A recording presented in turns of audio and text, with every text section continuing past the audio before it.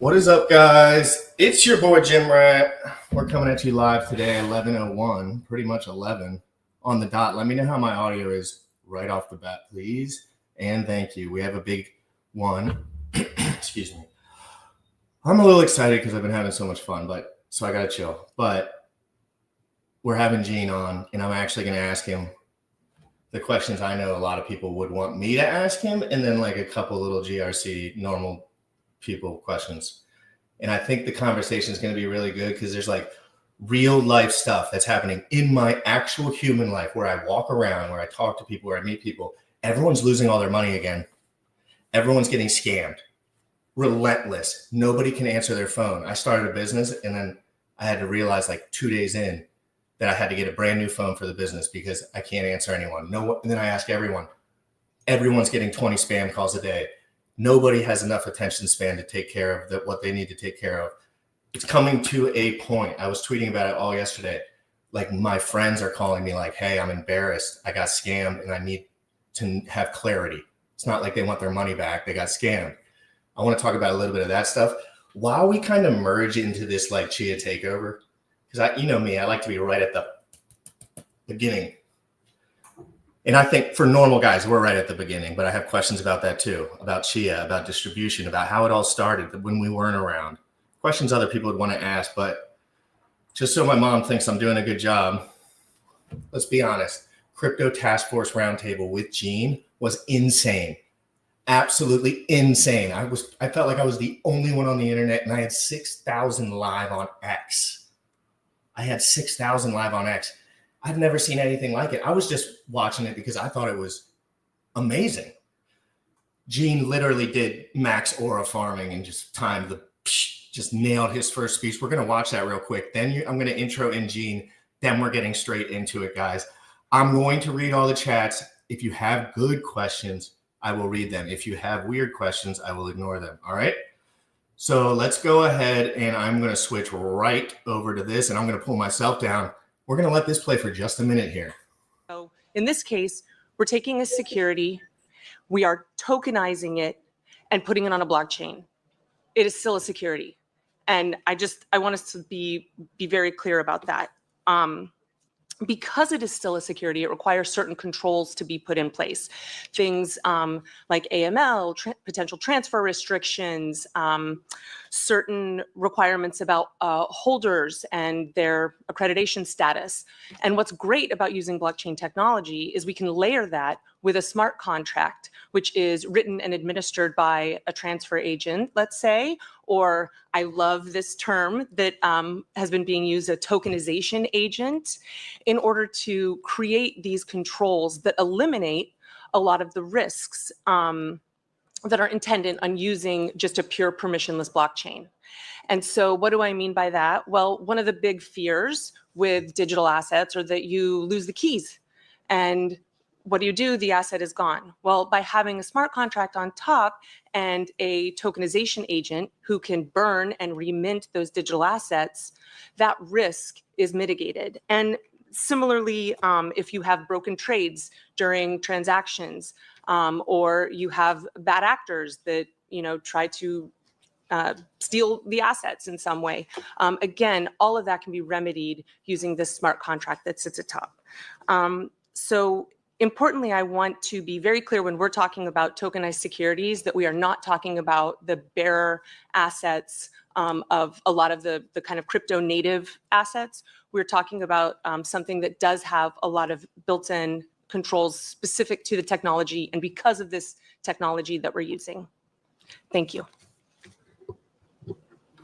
Hillary, what would you like to add to that?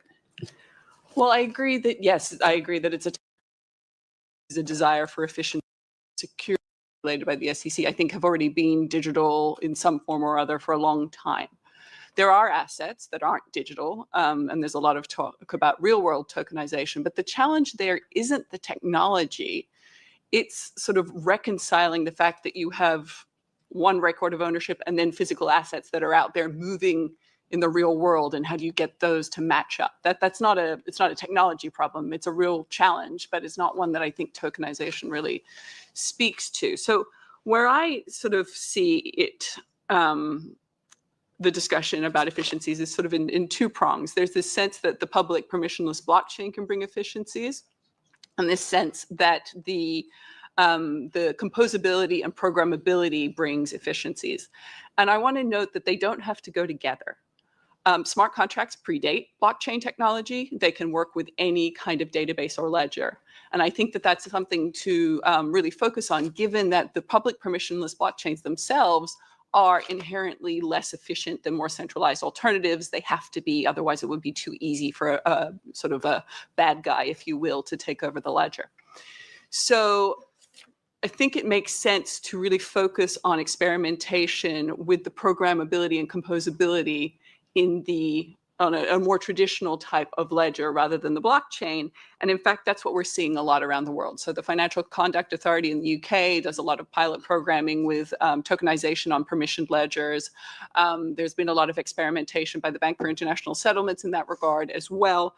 So yeah, I do see this as a plumbing change, but I think we should think about why we want this plumbing change. And if it is about gaining efficiencies through programmability and composability, I think experimentation, sort of jettisoning the inefficiencies of the permissionless public blockchain are a good place to start.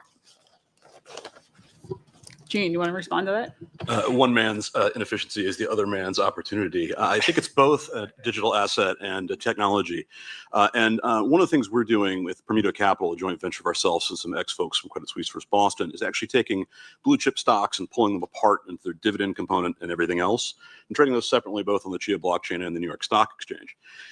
The efficiencies here are really extreme. A couple things come to mind. For investors, you can buy 0.001 of a share. This has been a problem. I mean, you can do this in a sense at Robinhood because they will in the background make it work for you, but you didn't actually own that.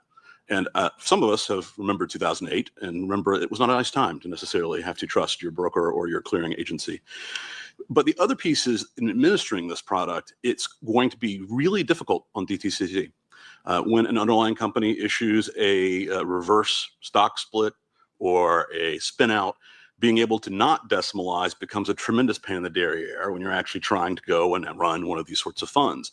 And in fact, without the blockchain, we probably never would have done this sort of project in the first place. And my favorite version of this is tax. We're going to have to actually issue K1s to people who invest in these so they can get their accredited investor dividend treatment. We have to pay about $300,000-$400,000 to someone who goes and searches down everybody's social security number and name in the brokerage firms in the US. On the blockchain, we write it once and you come in, signify that you've got your correct wallet or vault, and all of a sudden we generate your K1 in real time for basically free. So, that is just a sense of what the opportunities are here. Now, I want to be clear, I'm talking about real securities. So there is no distinction in my mind. It's not, is Bitcoin a security? It's certainly not. But is a Microsoft dividend certificate issued by a Delaware trust a security? Absolutely. And it's going to be registered on Form S1. So I think that there are important points here that we can hope to choose regulations that would somehow box these things in, but liquidity and access are always hiding here. And so the reason that public blockchains are very powerful, even with their limitations of slightly slower transaction times, is not because, well, I'll say it this way, is an opportunity to have a 24/7, 365 market only mitigated by the size of the Pacific Ocean. So you're talking about a totally different liquidity profile for every asset out there. Today we only trade national market stocks during the day East Coast time. That is going to end pretty quickly as you start to see real assets that are tradable 24/7, 365. And I think there are opportunities there that people miss. The ability for you to rehypothecate, to be able to dedicate that capital in a different direction because you realize at 3 a.m. that something is amiss. So I think it is both, and I think you cannot ignore how much more capable the technology makes the asset.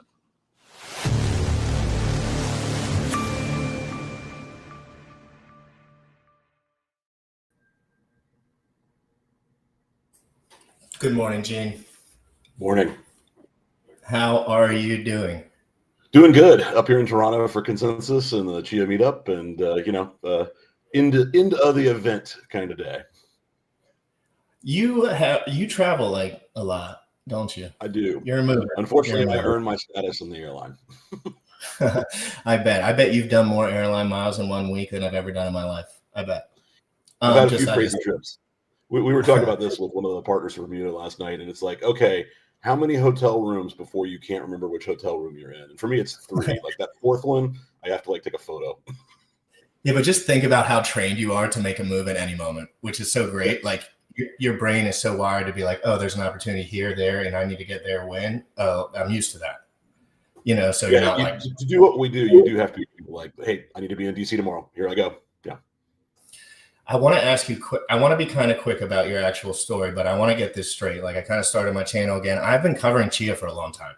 Like for real. I remember watching the first Chia like breakdown video that like one of the real YouTubers made that has like millions of followers, but they were like, here's a breakdown of Chia and little animation. And they were like, this is the first Chia video ever made. And that was 4 years ago. I remember just watching that video. 4 years later, everything's different about how people are observing information, but let me not get sidetracked. Where are you from? Like, where'd you grow up? Well, so I was born and raised in Charlotte, North Carolina. And when I was going to college, I was being recruited to, of all things, manage Carolina basketball. So like Dean Smith and Bill Guthridge wanted me to come to Carolina. And I thought that I was going to become a sportscaster. I had a recording studio and kind of enjoyed all of that side of it. And when I got there, UNC was actually one of the like core schools where the internet happened. Sunset UNC EDU had like IUMA and Linux was hosted there. And, I would remember in fall of '93, which was my freshman fall, if you lived in the South, it was really interesting what the weather radar said because you're going to have your evening thunderstorm. And I was sitting there on a Solaris machine and was able to like use the very first World Wide Web applications to like download the current radar. And I looked at that and I was like, okay, the world is about to change very radically. And so a bunch of friends and I kept kind of bouncing ideas around. And one guy wanted to do an ISP, and then Hotwired put up the first like interstitial ad. And I was like, I know how HTTP works, and we could filter those. And in fact, this cookie stuff is a little bit spooky behind the scenes. So we ended up launching and basically inventing internet ad blocking and cookie cutting, a little product called Internet Fast Forward from PriveNet. And we blew up. We were on headline news every 30 minutes. During basketball camp one summer, I was laying on the Smith Center floor, and Coach Smith walks over and he goes, Gene, why are you on my TV every 30 minutes? And so when I was coming up to my senior year, we had blown up, and we had basically decided to take that kind of media story and go build a PGP mail plugin for Netscape 1.2 to give you a sense of when we're talking here. And I told Coach Guthridge, I'm like, look, this senior year is going to be great, but this thing is blowing up. What do I do? And he's like, well, I'm going to tell you what I told Stackhouse, Wallace, and Jordan before them. Get out of here. You can go make so much more. You can go change your life in a way we can't get you there. Go. And so went out to license PGP because PGP, Phil Zimmerman, had finally been stopped being investigated by the federal government for exporting PGP. Asterisk, it was actually Hal Finney, but put that aside. And when we were there trying to license PGP, they turned the tables and bought my company. So we ended up moving out, and then I became interim head of engineering there for a little while, also ran business development, and I was the one who came up with the let's print the source code in a book and export it idea. And when my boss and I and one outside counsel like all kind of agreed that this would work, it wasn't going as fast as we needed to. We needed to get it working in Europe very soon for business reasons. And so I was like, well, I am the oldest with the least to lose. This idea was. And so I took a book to the Cypherpunks meetings that I was hosting and handed it to Lucky Green, and Lucky took it to FedEx for me. So that was the end of export controls. I was investigated by Commerce for like 90 days until Bob went in and San Jose and set another copy of the book down with all our signatures on it. And they're like, well, good news for Mr. Hoffman. Next week in the Federal Register, we'll be changing how the entire licensing thing works. It'll be $15 to export crypto. Let some of these guys know what you were feeling at the time. Like, you make it sound, obviously in hindsight, it's hard to engage in that. But like, what was a young man that I'm assuming you made a good amount of money doing that venture, someone bought you, blah, blah, blah. That's unusual. Like, so I guess kind of unusual for the average person, at least the people that watch my show. How are you taking it at the time? Like, were you like Mr. E, like, you're young, or was it like all business for you always? You were just kind of on the focus. I don't even know that's called business. It's more that when I saw what the internet was going to be, because if you're looking at like using Mosaic on 1993 computers, it wasn't what I could tell it was going to be, but I knew how that path would look, and so I could kind of look out into the future and go, okay, this is going to be extremely disruptive. And then the more I dug into public key cryptography and PGP and how all that worked, it really made it clear that it was a fundamental change in the balance of power between the individual and centralized actors, the state, religion, everything. And that dual impact was a fascinating opportunity to me to really enhance freedom. It was very much a look, these are the tools that can significantly spread freedom around the world, not just in the West, but in the global South, because these tools will continue to get cheaper, they will continue to get easier. And in some ways we're now there. I mean, there were a lot of things about PGP and crypto before Bitcoin that they were fundamental problems you really couldn't solve. Like key management just sucked. Now, key management still sucks, but Chia is about to fix that. But when people are like, well, this is all the internet and it's silly, it's like, no, I'm sorry. Right now with solar cells, a battery, and Starlink, you can be on the internet even post the apocalypse. And that is a very interesting outcome when you start saying, hey, wait, I can hold my wealth myself. I cannot, if I need to comply with a court order, the only way to do that is because I say so, not because they can go yoink my funds from some third party that I'm forced to trust. I have to just expand on that while I'm still thinking, because it just sounded like you just brought us back to another cycle of innovation.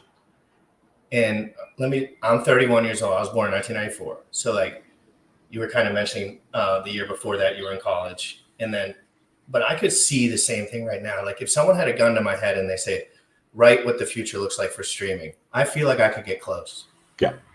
You know what I mean? I feel like I could get in the realm. It's going to be interactive. You're going to be able to trade, gift real cryptos to people. You're going to, whatever it is, it's going to be interactive. People the only reason I'm putting myself in this position is one, I love to stream. Right. Period. I love memeing and all that. But the other thing is I know what's going to happen. So I find guys like you, and I find guys that I respect in whatever field or, thinking that they're doing. And yours just happens to be the largest scale of thinking, I think, as far as you're shooting for the whole shebang. That's what I feel. Yeah. And so with all that lack of you said the world needed innovation, right? The world needs innovation. You already knew that. Okay, that puts us here now. Everyone's getting 100 scam calls a day on their phone. My dad, who's a smart, successful man, will not put money in crypto still because he's like, dude, I'm probably going to click on the wrong button. And I'm like, dude, you're probably right. That's what I tell him. I'm like, you're right, dude, you are. How normal people, my neighbor had a squatter at he has a house he's flipping. The squatter came in the morning, switched all the keys. 12 hours later, we show up to the door and the cops come and they say, you have to go to civil court or pay this dude $2,000 cash or whatever. We gave him the cash. He left. Everyone's getting scammed, dude. Humans are failing at certain things and they don't have the incentive. How do we fix this? How can Chia help, please? Look, we're at the cusp of a very major change in how you use the internet and how you use your daily life. It is the culmination of both passkeys, and this is the idea that passwords should go the hell away. There should be no way for somebody to convince you to click a link that you think is Coinbase but isn't. That is about to die. And what Chia is about to do is to make you have the safeguards that even if you did click the wrong link, you may very well have a 1-hour clawback during which you can go, oh crap, and actually remediate this situation. I mean, this is the power of blockchains, is that you actually can really very intensely design a better set of custody tools and expectations. I mean, Bram puts it pretty funnily, but he's like, look, what the world needs is advanced custody, and what the world wants is another pump and dump. But I think once people get the sense of what they can do, how easy it is, and how unlikely they are to actually lose their stuff. Because by the way, most people, the biggest risk is you're just going to lose it. You're going to have a ledger, and that ledger is going to get hit by a static discharge, and you didn't really correctly write the 24 words down. And I'm sorry for you, you're not getting that crypto back. But in what Chia is doing with vaults and our cloud wallet, you got your phone and it's your primary signing device. You've got a backup key, a recovery key. That recovery key can't spend your funds. All it can do is start a period of time where you can put a new phone in. So you'll have 12 hours before your new phone is now active and ready. So if someone steals that from you and submits it and tries to yoink your phone, Your current phone is going to start telling you, someone's trying to recover. Are you sure? And all you have to do is say no. And you can actually right then and there create a new key, take that other key out, and you've still got your crypto. So it's things like that that are going to make this all work much better. And long term, those vaults, the things you're storing your crypto in, can also be passkeys. So they can be the single way that you authenticate to your Web2 bank and manage your Chia assets. So it's a really interesting new time where we're about to get to a place where the average user can't get stolen from as easily. Now, you're still going to have social engineering, like, do not reply to text. You don't know who they're from. You probably don't know who they're from. It is literally people, in some cases, literally slaves, being forced to try to get you to befriend them and get your information and steal from you. And it happens on repeat but there's this endless supply of naive people. So I don't understand where it goes, because these people that I'm talking to, they're normal when they're with me at lunch. But when a cute girl sends them, take $10,000 on Robinhood, that's fake liquidity of something, and then their heart starts racing and they haven't had a girlfriend in a year. And I'm telling you, humans are so fickle, and it's not just them. It's me. It has to be you. Humans are emotional. If your girl leaves you, you're going to be freaking or whatever. I'm just saying, how do we stop them from funneling everyone into 75% of people that are kind of unaware of their hands, where they're going? How do we that's what this channel is all about. But I want to know, is it just kind of a free for all until people learn? Because you only learn from getting wrecked. Yeah, I think there is some education component to this. You got to know that, no, the beautiful woman who's you're a 6 and she's a 10, she's not into you. She's actually a guy in Myanmar trying to get your money, right? The good news, though, is with passkeys and with vaults and these sorts of things, it's going to make it so that you start to realize that, hey, wait, if I'm pulling out my passkey, I'm doing something real. Am I sure that I want to send $10,000 to this supposed Chinese cryptocurrency exchange? I don't know. People are just gonna have to learn that, it's called pig butchering. You got to stay away from it. And the way it works, by the way, is they'll make you think you're up 10x. So those first trades will work perfectly. The moment you try to withdraw, they go away. Yeah, but the thing is now, Gene, I'm a decent guy. I had a decent family. I would feel bad if I destroyed someone's life, right? Yep. So, but I could do that right now. I could sit here, spend the rest of my 3 months, never mention it to a person, and probably get 30 grand, 40 grand, whatever it is. So it scares me, because before I couldn't do that. I was like, oh, that's a little computer crazy. You spend 1 hour, 5 years on the computer straight. You can get tricky. It scares me, the scalability. And like you said, they're generally slaves, right? The person that was in the squatter's house was not the mission leader. He was the fentanyl addict that they gave 2 grand to. And they said, this house has no cameras and the guy won't be back till noon. Okay, so and then they had a fake document for the lease. And it was we paid $4,800. Cops are like, oh, right. But anyway, so I really want to, I guess self-sovereignty is kind of the message here, right? Right. When you wake up, you have to be aware of what's going on and what you're clicking on, and what TikTok is destroying everyone's brain. And the new generation is not able to watch something like this, like a conversation with 2 people. It's going to be hard. They need little clippies. So we'll move into the next question, because we have a question from Jared in the garage. First time on the channel. I've never seen Jared in the garage. 293 in here. Let me real quick. I'm supposed to do this. I'm sorry. I have a tweet that's live streaming. We get lots of action on X, guys. I'm trying to make these channels go and lean into this as a hobby more. It's so fun. I'm learning so much. I really think we're getting in on some good stuff here. And we're not being reckless. Go ahead and retweet this tweet. I'm on Twitch. First time on Twitch. I'm on X, and I'm on YouTube. I'm just streaming whenever I want to, guys. Thanks so much for being here. I'm going to answer this or ask this question to Gene. Do you think the next wave of crypto innovation needs to shift away from speculation and towards building infrastructure that restores public trust? You seem like a Chia fan. That restore public trust, and if so, where do you see price speculation fitting into the future? Let's since we know, well, just answer the question the way you'd like. Well, you know what I'm going to say, which is the entire point of this stuff is to be trustworthy infrastructure that like institutions and normal people can use to secure their wealth. I mean, it really is that simple. Now, there is a piece of price speculation which isn't wrong. Very nice. And that is the value of a layer one blockchain's coin is the forward demand for access to blocks. And this is a kind of good old fashioned piece of finance. It's like, look, if you build a network that people want to use, they're not going to get that for free.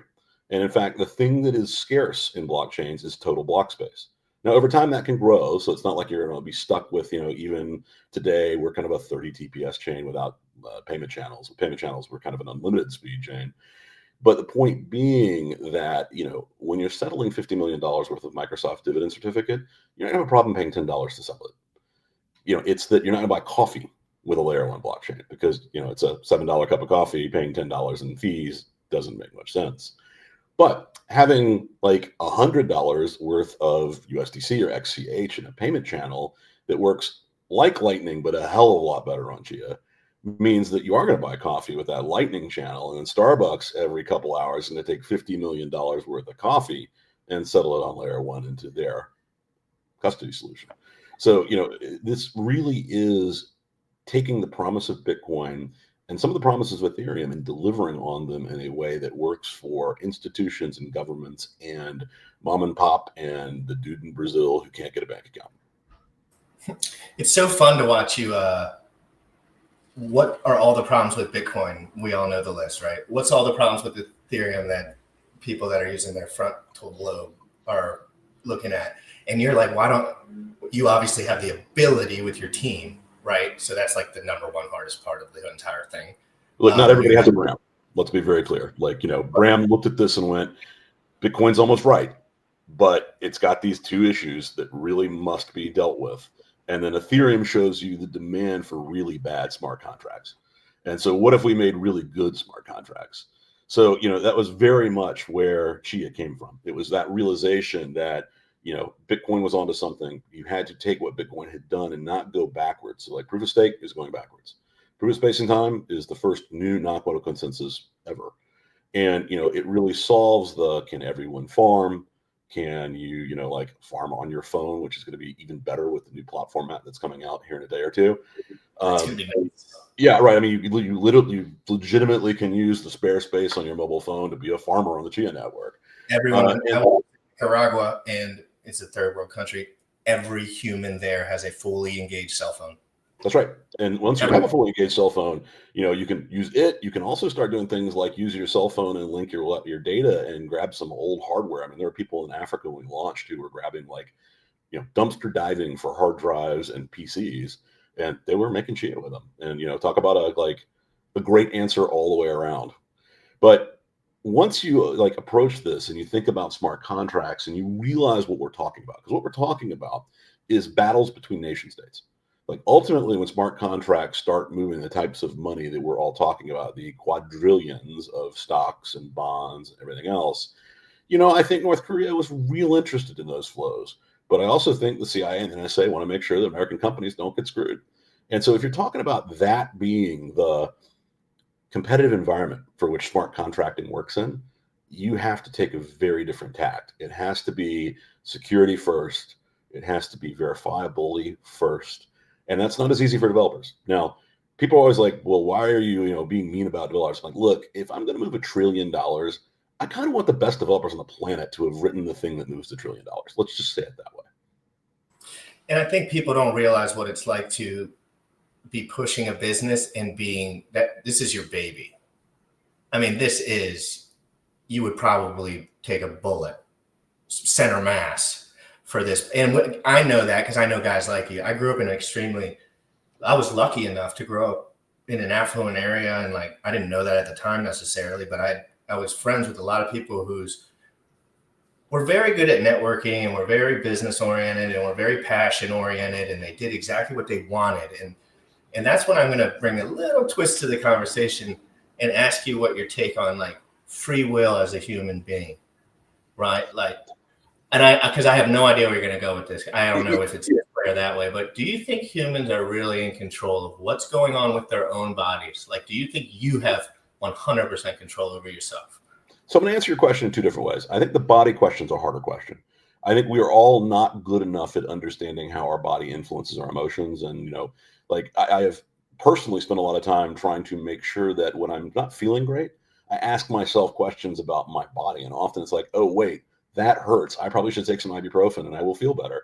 I think especially men aren't good at listening to themselves very well. But on the free will to change the world, I have a very different take. I believe that imposter syndrome is dramatically overdone. I mean, in a bad way. Like a lot of people have imposter syndrome. People think that like when they look around the world, that everything they see was designed by somebody smarter than them with the right reasons, and those reasons are still valid, right? And I got lucky. I hold the world record for being the youngest CEO of a national market public company ever. And so I was like 25 going to speak to like 7,000 Rotarians in an auditorium in San Jose. And I was still a little bit like, what do these people want to hear from me? I'm a snot-nosed kid. But it hit me that I actually had something to share with them. And from then on, it was like, no, you can just change the world. And like, Bram and I have done this in our careers. We pincered the music business. There is no Tower Records. There is no Blockbuster Video. And that is directly because, I built the compliant and real, licensed downloadable music service that ends up launching the iPod, becoming the iTunes Music Store. And, Bram built the first peer-to-peer thing ever, which made it so that the studios and the record companies couldn't fleece customers. If you didn't make it cheap enough and easy enough, people were just going to steal it. And we could just do that. And I think it's important to know that there is free will in that sense. Now, you could have an interesting philosophical conversation of even our visions for the future are still constrained by like humans. Like, I knew we couldn't push too far too fast in subscription at first, but obviously like subscription streaming services were the ultimate right answer. But it took the humans a little bit of time to get past the "but CDs are good enough" stage of being a human. And so, it was that kind of progress that was still somewhat constrained by how the humans react and what the technology can do and how fast it'll get better. But at the same time, it's not clear to me that we don't steer that a bit. So like, it's not also clear to me that like GPU activity is being pushed at a level it never had been pushed at because someone had a really good idea about how inference engines could actually work. And now we're in an AI boom. So, somebody just did something there. So, so I think you have a lot more free will in the sense of what does the world work like and look like than a lot of people understand. Yeah, sometimes I feel like I have the will to do, but like I was working a job and I did great, like normal person great. Like I was a good salesman, I did great, I pushed it hard, 100%, and I quit on a dime, and because they were giving me $50,000 quotes to fix my house, and I'm like, dude, I'd rather not work and just fix my house. It'd be more fun. And then I started streaming again, but it was almost like I have no choice but to cover this because I could feel it. I just could feel it. My body was forcing me to look at certain things and look at certain topics again. And sometimes I just feel like the imposter syndrome thing was extremely interesting because people are still going to say like, oh, but that's Gene. He invented something when he was 21. But what he's trying to tell you, let's go from like Gene's 100 times more advanced than me in crypto. I might be 100 times more advanced than you, right? All I do is find guys that are 100 more advanced as me, and I on to the next one, on to the next one, on to the next one. And so, but even on a small scale like streaming, it does not, I am the most normal dude. I'm working on my house, drywall. But just like, I have no fear about like putting my face out there. And I just accepted that because I realized people to do certain things in life, you have to push through a little spot and you have to want it enough and it'll come out. But the imposter syndrome thing is great. I think people should really look in the mirror and say, if this burning desire is in my belly, maybe I should pursue it. Well, look, I think your drywall is a great example. It's grit is one of the other key magic things, right? If you've got I don't have imposter syndrome, I have grit, I have taught myself how to learn. Like, I don't like drywall, but I know if I really cared to go like repair a wall, I would get the YouTube videos out and I would talk to old friends and I would figure it out. And if I screwed it up, I'd do it again. And that's the kind of attitude that a lot of people don't necessarily get, that it's like, hey, look, if you care to do it, you can. Now, not everybody should try to care to do everything. I think a lot of people are like, well, I don't like that. And like, for example, I don't like drywalling. I will probably always hire a professional drywall, but I will never let somebody else frame something I can frame myself. Like, that's something I enjoy doing. I'm good at it. Like with my boat, I own a boat because I like boat maintenance, but I don't like exterior boat maintenance. So I don't maintain my fiberglass or wash my boat. I hire somebody for that. But when like the generator is over voltage, I'm the one who goes back and messes with the voltage regulator and figures out whether I need a new fuel pump or not, and then installs it. And I love that because, like, if you think about my day job, I have created a bunch of stuff that you can't touch, but it's very nice when my boat is underway and you got a cold cocktail and we're enjoying ourselves. Like A bourbon. You like bourbon. I Yeah. remember back in the day. On the boat, sometimes the margaritas have to come out, but yeah, I'm generally a bourbon guy. We got a couple questions. We answered that one, and then we had Britt. Let me see, Britt. Okay. GRC fan for a while. Sometimes he sounds very. We were literally just. I think I might have saw this in my subvision. Sometimes he sounds very technical, and then turns around and says he just follows smart guys like you. What would you say to a normal user trying to make it through crypto minefield without getting wrecked? Well, I think that is a question for you, but I'll take it. You really have to be skeptical. Unfortunately, like I was joking with some folks last night, even in most industries, like 90% of the people are idiots and charlatans, and 10% are the go-getters and the doers and the actuals. I was saying it was 98.2, and Thomas actually corrected me. He's like, no, it's 99.1 here. So, like, I'll give you a great example of how skeptical you need to be. Proof of stake on Ethereum doesn't work. And Vitalik admitted it in public at SBC, the Stanford blockchain event. And if you read our S1, we actually have a quote to the YouTube video. You can go listen to him explain that, like, under normal failure modes, you're going to have to ask him which blockchain is the longest blockchain. And we all are sitting there going, banks and governments are going to use Ethereum. Sure. All right, so just send me money, and then I'll do like a little fund for you on the corner. No, I'm kidding. What he's saying is, if you're on your computer, I use a crypto computer separately, and I obviously can switch the keys around, but that's for my human body, because I only grab that baby if I want to buy something like Chia, throw it away. I'm not trading Chia.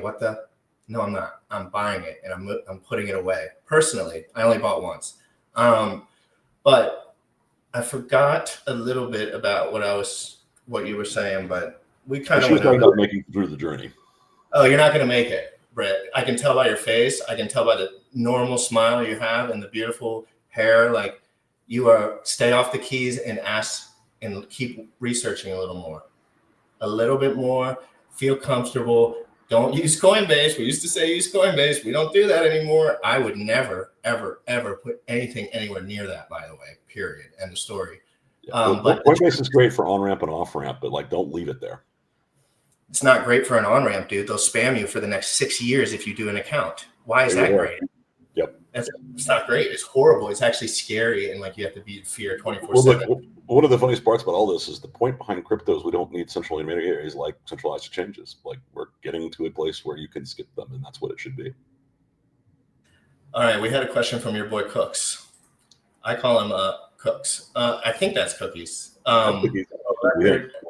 Hey, Gene, is it possible for a company to offer a path to exposure to their equity on chain without securitizing the equity? Guys, close your ears if this is hurting, because it's already hurting me.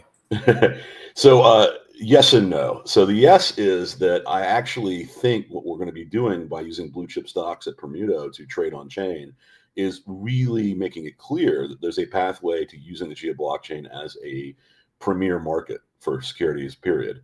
And I think we're going to start going from Microsoft and Google and Broadcom down to like late stage venture capital and even startups, because having your entire equity on chain really does solve some interesting problems and gives you a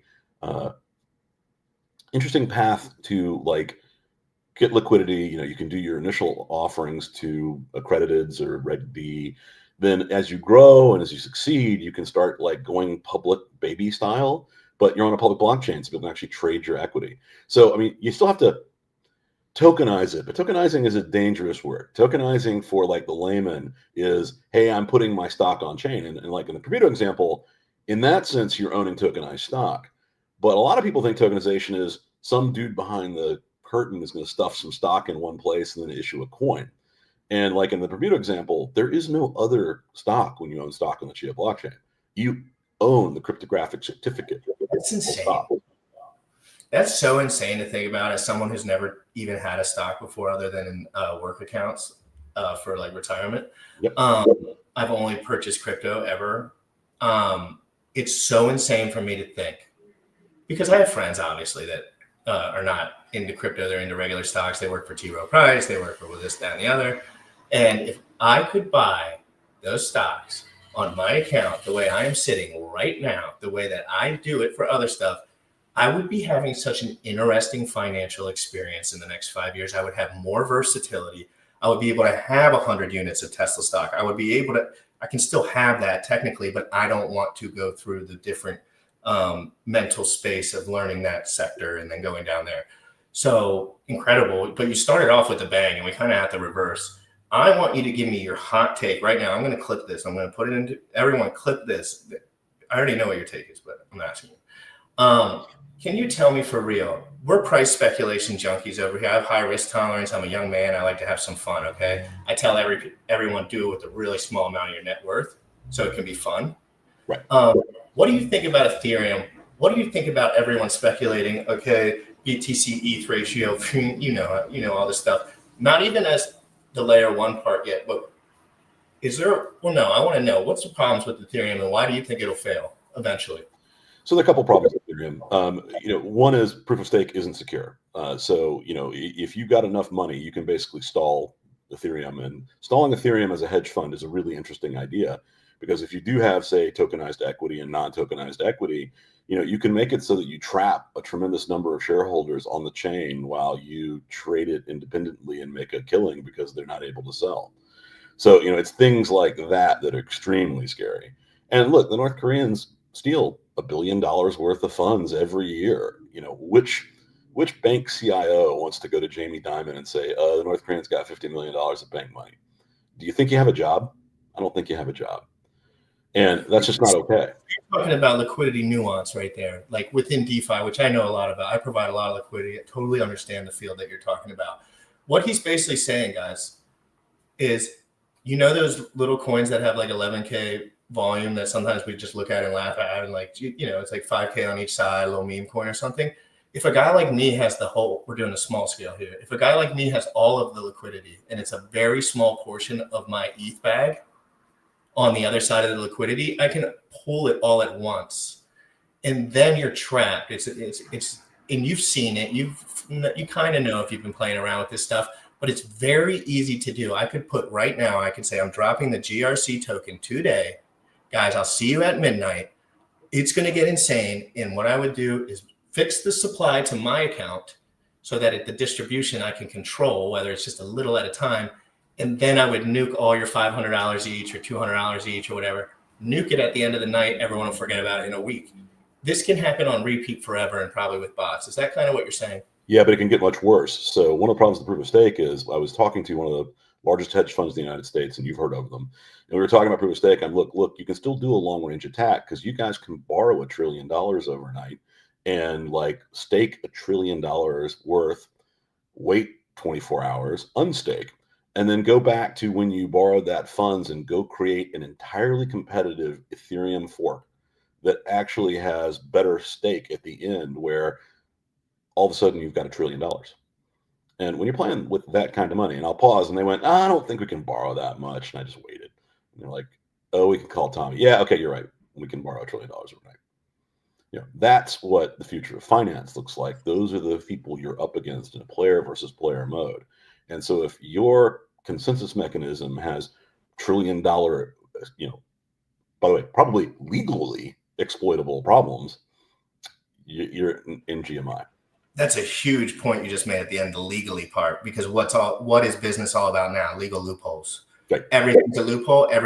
You have to be a lawyer to put any documentation down and analyze it. So it's funny you say that. You're basically saying they can do this legally, and they have so much muscle that they will absolutely squeeze you into the corner, make you, and probably you'll just want to jump off of a bridge by the time. Because what you're saying basically is they have so much muscle, right? It's just overwhelming muscle to the point where you're not even fighting. It's a gorilla versus a dude. Yeah, look, I mean, I like to point this out to people, and I'm not sure if exactly right, but it's close. So we're talking about like 86 companies from Bermuda, and these are like the top 86 by market cap size companies around the world that pay dividends. The smallest one of those has a market cap higher than all of the stable coins currently on public blockchains. So, when we think about like what's big, it's like we aren't yet talking about big numbers. We are talking about small numbers. And the issue is that if we're right and this stuff works, we will be talking about big numbers. We will be talking about players who, like there are stablecoin providers like the Terra Luna folks who had this idea that somehow they'd survive in this environment. And I'd asked them if they knew who George Soros was and why he was famous. And they didn't know. And so let me explain for your viewers who George Soros is. The British government said that they were going to hold the peg of the UK pound to a basket of currencies. And he kicked their butt. He forced the entire UK government to give up and trade down the pound. And he made billions back when that was even bigger money. And, if it's just like one hedge fund can do that to one of the top world governments, your rinky-dink unbacked stablecoin ain't going to survive real well. Is there any world where a separate chain can have a stable coin? Well, can Bitcoin ever have a stable coin? Somebody was putting this up. It sounded so stupid in my head. I was like, what are they going to put a stable on Lightning? This doesn't make sense. So Tether started on Bitcoin, but it's a really horrible implementation of what Chia tokens are. So when you do what are called colored coins on Bitcoin, you have to run a node. And by the way, that's also why inscriptions has caused Bitcoin node count to go up, because to know an inscription is valid, you've got to run a node. In Chia, you don't need that for an NFT or for a Chia token. You can actually, without running a node, fully cryptographically verify that, yeah, this is a Microsoft DC cat, right? So it's there, but it's horrible. Like, it's a bad interface. Bitcoin script just does not have the functionality it needs. Now, there are things from Jeremy Rubin like CTV and OpCat that can get you a lot closer and maybe make Bitcoin be able to do some of this stuff, but it's just not really designed to do it. And the politics and the religion there are just kind of silly. Anybody with actual technical acumen gets yelled at by people who think they know even economics, and they don't even know that. It's bad over there. So there has been a stable coin, but Tether stopped issuing on Bitcoin just because nobody used it. What's up with DAI? Like, is that cool? DAI works, right? So, key word when I was talking about stable coins, under collateralized. If you're over collateralized, DAI has really tested time of horrible market situations, and liquidations worked, and it actually has a good design to it. It has some risk in that you've got to still choose the liquidation threshold, right? If you choose too narrowly, you could have a run and you might lose your peg that way. But even there, you only lose a little of the peg. If somebody in a disaster scenario gets 96 cents on the dollar, I mean, it sucks, but that's not Tether where you got 0.001 cents on the dollar.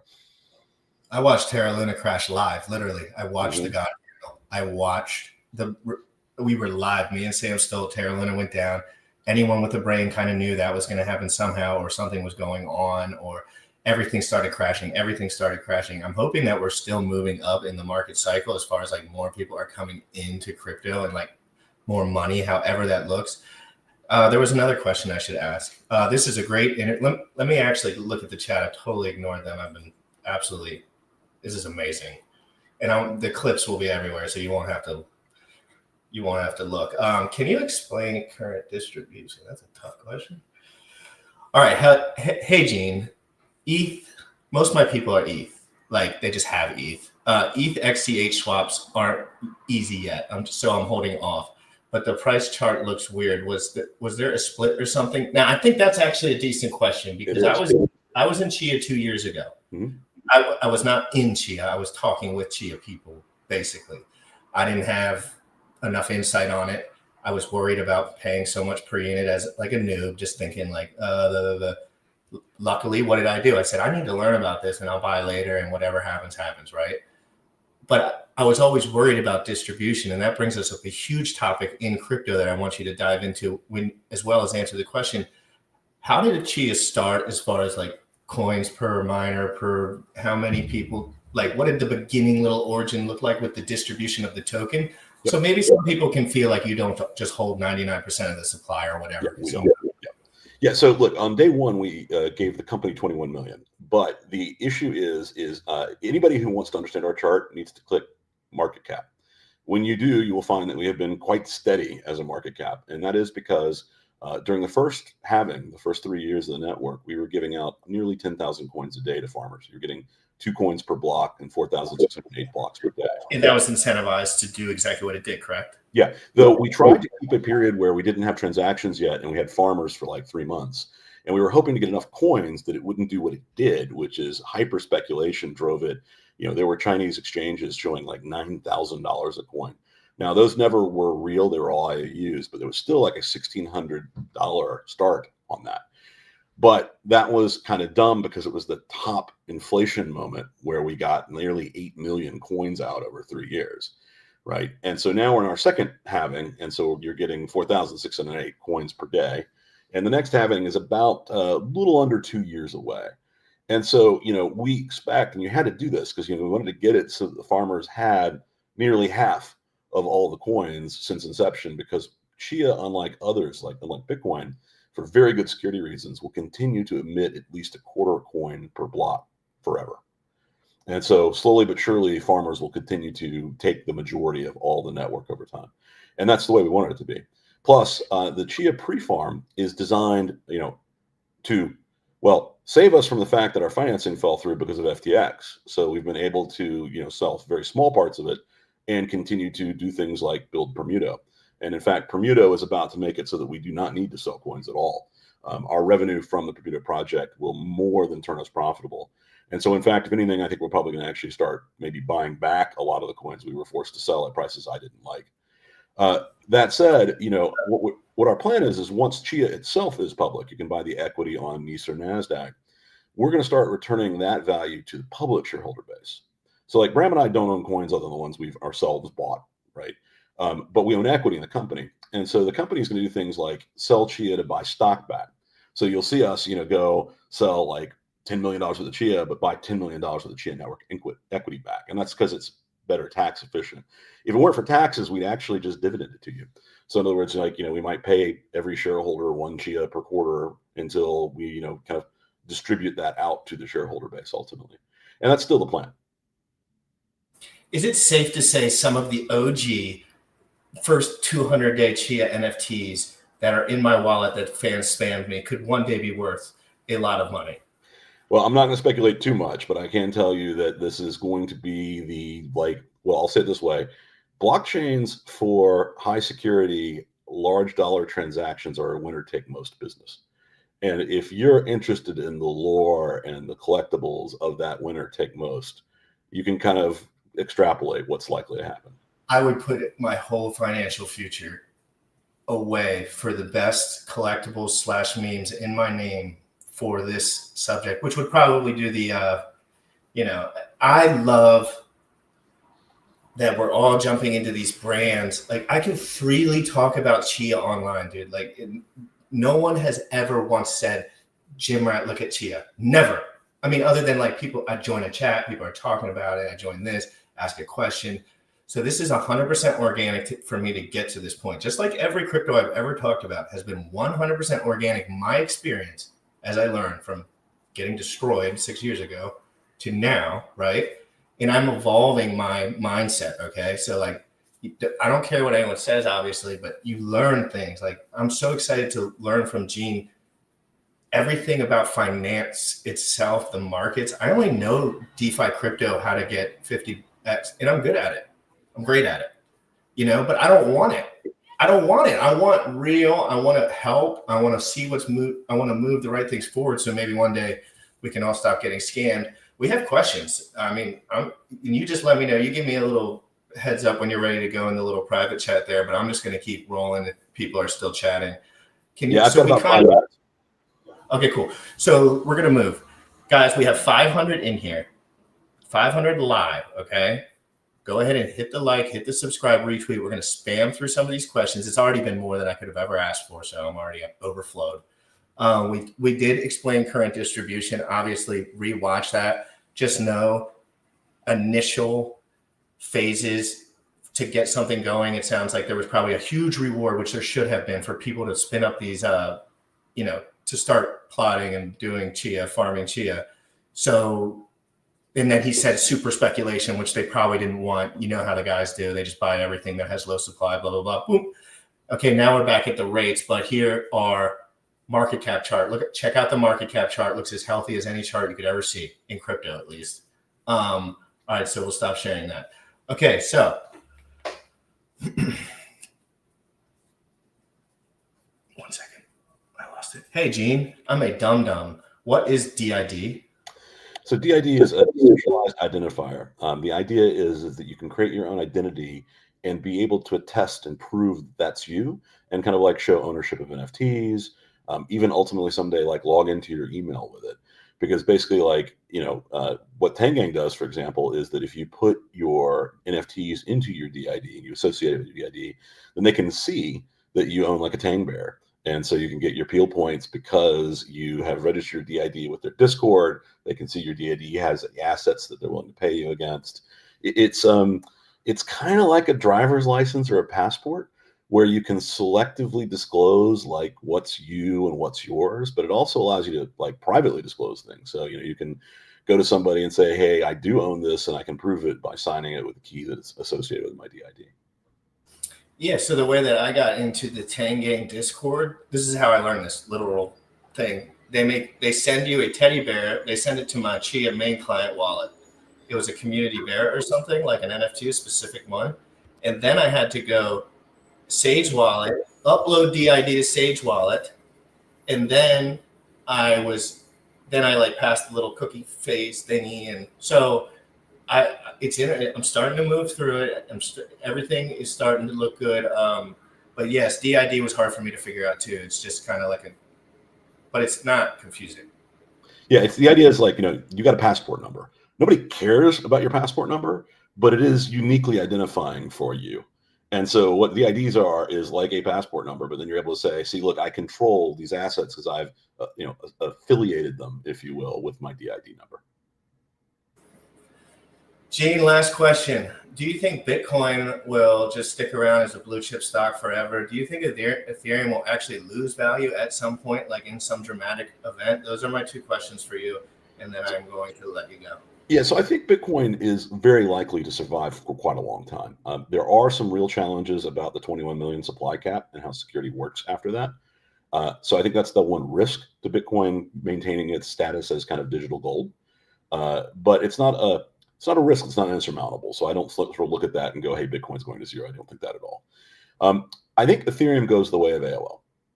We've seen these stories before. Everybody thought social networking was over when Tom sold Friendster. It's that kind of thing. And, the problem is going to be Ethereum and the community around it has made a bunch of promises and not delivered on them very much at all. And Chia, we're about to go deliver on those promises at scale with real money, with Wall Street, in a way that's going to continue to be difficult for Ethereum. So, as Yahoo lost to AltaVista and AltaVista lost to Google, we think that's a very similar situation that's going on right now. And that's the kind of insight that I would pay. I would ask you these questions like this because this is what I look for, man. Because he has so much more experience than me that he can see it before I can. 10 years before I can, I don't have enough experience. Yeah, and I would caution that it's not clear that happens like next week. It's absolutely true that Ethereum could run all the way back to like 3-4K from here over the next 18 months. So, be careful. The long game isn't necessarily the short game in the market. Now, the long game, I do not think Ethereum, really totally survives. Now, it will probably always go on at some level in the sense that, like, Verizon, Yahoo still exists. That's amazing. I mean, it's just amazing. I hope I'm seeing things clearly. I think I am as I get a little more mature in the market. One thing that I'm going to be doing for sure is supporting Chia and being a Chia holder and being a Chia, someone that can, as I get more advanced, I'll be able to make videos on it with a little confidence. Like, hey, do this, not like, oh, maybe do this. Cool. So So I'll be so excited to make more like 5-minute video, how to click through Chia with my little face in the corner. I'm trying to get a little more advanced in your support on my channel. Like I just came back and we've always had fun together with the Chia crew. Yep. It's been really helpful and fun, and it's made my experience a lot better. You coming on the show, extremely insightful. I think Chia is going to the moon, guys. Gene, I mean, thank you, man. Amazing. My pleasure, man. And look, Cloud Wallet, Sage Wallet, it's going to get a lot easier and even a lot more secure over the next few weeks. So you're putting your stamp of approval on Cloud Wallet, Sage Wallet? Yeah, Sage Wallet is, do I want to download it? And do I want to not have to trust Chia Network? But the Cloud Wallet is even easier to use, but you do have to trust us a little. Oh, cool. Yeah, no, I'll work on the Cloud Wallet today. You could go ahead. I'm just going to do like a little 5 or 10 minute recap on this, Gene. Thank you so much. I would love to have you on again in a couple of months to see progress. Okay, thank you, man. Good talking. And I'll be following you around Wall Street anytime you're down there doing anything. Are you ever going back there? Oh yeah, I'll be in New York a week. So because they're doing another roundtable at some point, like. Yeah, there's internal debate about whether Trent can be on that roundtable because they're saying they can't have two from the same company, and technically we're the same company. But that said, he's like one of the top DeFi experts on the planet and actually wrote some of the early Uniswap code. So yeah, you were aura farming there for sure. Have a good one, dude. Thank you so much. I hope you have a great day. Thank you, and thanks everybody on the stream. Oh, guys, that was as incredible as I could imagine. I think my whole goal was to kind of dumb things down because he's trying to dumb it down for me, and then I have to regurgitate it and dumb it down for a new user.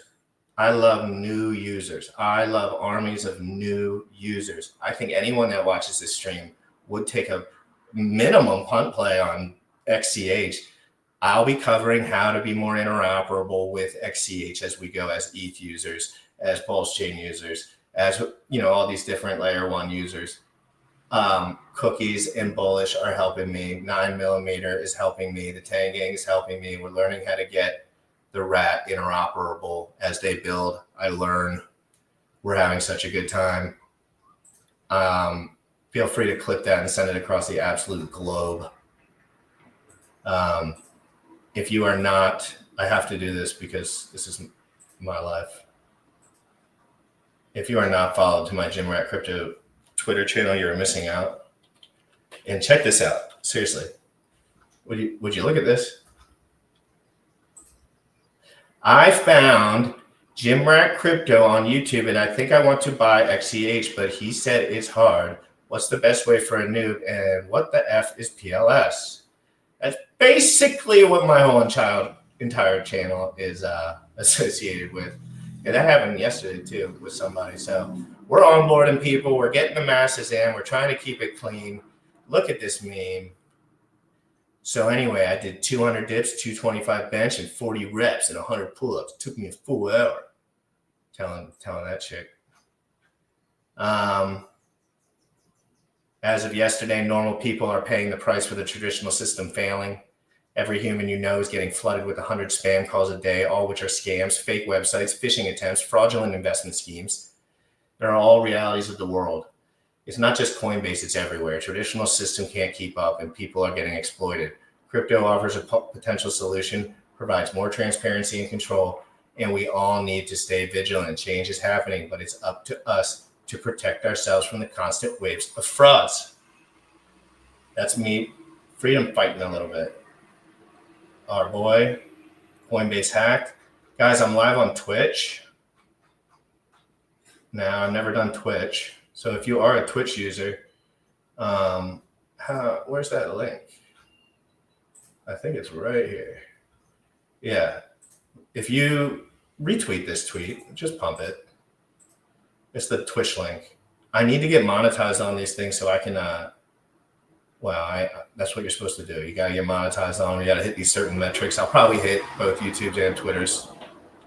But the support really helps. And I'm being honest about it. I want to get monetized so I can push the channel more and have more fun and expand it, talk about Chia more, talk about Ethereum more, talk about Pulse Chain more, talk about the conflicts of all of it and the baloney and how to keep people safe. The world is getting scammed in crypto. You need to find someone that'll at least tell you to buy some crypto and put it in a separate computer, write down. Like, you have to break it down. If you're in here and you're thinking about investing, or you already invested, or you have money sitting on Coinbase, or Coinbase already scammed you, or some random person online pretended to be a girl and give you money and pulled liquidity. If that stuff has happened to you, don't be embarrassed. You cannot be embarrassed. 3 people have called me in the last 24 hours saying they lost thousands and thousands of dollars from 3 or more different little schemes, all of which just being someone calling them and playing with their emotions. If this happens to you, if you get that gut feeling, you have to stop what you're doing. You have to find something to read on the subject. You can ask ChatGPT, what do I do with this or that? You need to focus if you're new, because you have the potential to really change your life money. But the only reason we have change your life money with this stuff is because everyone loses all their money. It is a speculative piston drum. So we just need to be chill. We need to be uber chill. Yeah, retweet Twitch, on live on Twitch. And we got some great interactions from all of this. We were having such a good time. Whoops. Yep. Oh, yeah, no. Dude, spam this tweet. This is the tweet we should be spamming, the new guy that we got in. Hey, pumped our bags with $200. We're all dialed for life. It's on base too. You can Chia with change now. This dude's wondering how to buy Chia. He probably just watched the streamer yesterday or something. So we're getting people in, man. I mean, real people. Like, slowly but surely, man. I know how these things work. The right things will get the right people eventually. You want to be in there early when the chart looks like poo. Would you rather get into a chart that looked like poo or a chart that looked like gooey? No. Whatever. I forgot what I was saying. So yeah, really, I appreciate the support on my channel. Summary of everything. Gene's going for the #1 spot. He's not going for #2. As far as using the blockchain in real world application and like funneling, yeah, he's going for #1. He thinks Ethereum will eventually have a catastrophic failure, most likely, at some point, because he says proof of stake is not secure, and Vitalik admits it. And we all know all the MEV problems. We kind of ran through those a little bit. And then he said Bitcoin would stick around, Ethereum will die. Chia to the moon. Oh, we talked about free will. We talked about his, I forgot. Anyway, guys, amazing to see you. Have an amazing day. Please hit the like. Please hit the subscribe. I'm trying to lean into this, and if people will lean in with me, I'll keep going. But I think the market is going to amp up. I think Gene was being a little friendly with that 4K ETH call. He probably put a 3x on that. We'll put a 3x on that. 8,600 to 1,200. That's my target. And Bitcoin to 185. We'll see how it goes. Chia to 1,000.